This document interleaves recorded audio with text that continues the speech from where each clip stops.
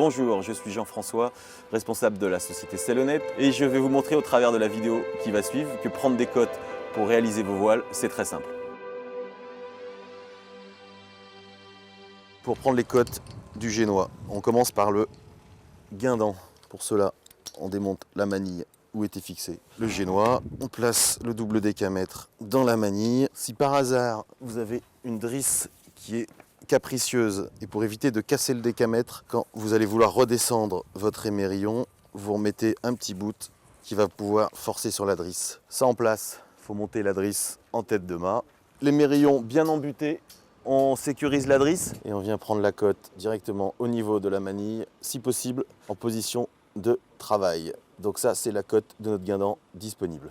Une fois le guindant pris, on laisse le décamètre en tête de mât et on vient prendre la hauteur exacte du mât au pont, ce qu'on appelle la cote I. Donc ensuite, il nous manque encore quelques cotes verticales. Donc la cote à la cadène, c'est approximativement à l'axe de cadène.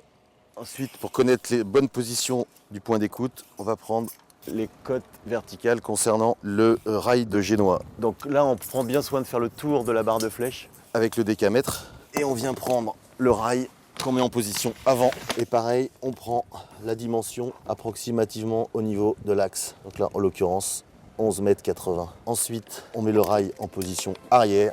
Donc là, pareil, au niveau approximativement de l'axe, 12,15 m.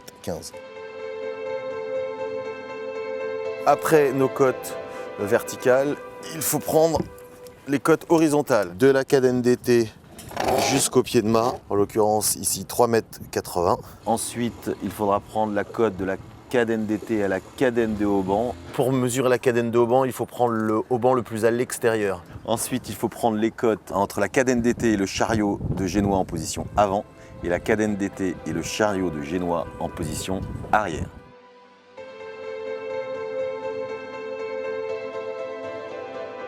Ensuite, il nous faut des cotes de détail, 2 cotes précisément. La première étant ce qu'on appelle la hauteur de tambour, c'est-à-dire la longueur approximative entre l'axe d'été et la manille d'accroche du génois.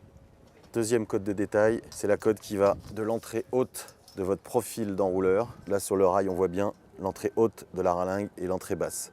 Le génois va passer par là et c'est cette cote en haut qui nous intéresse.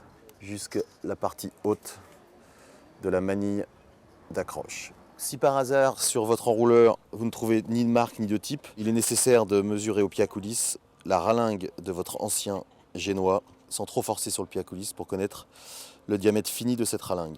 Mais si vous avez le type et la marque de l'enrouleur, on sait nous quelle ralingue il faudra mettre sur votre prochain génois.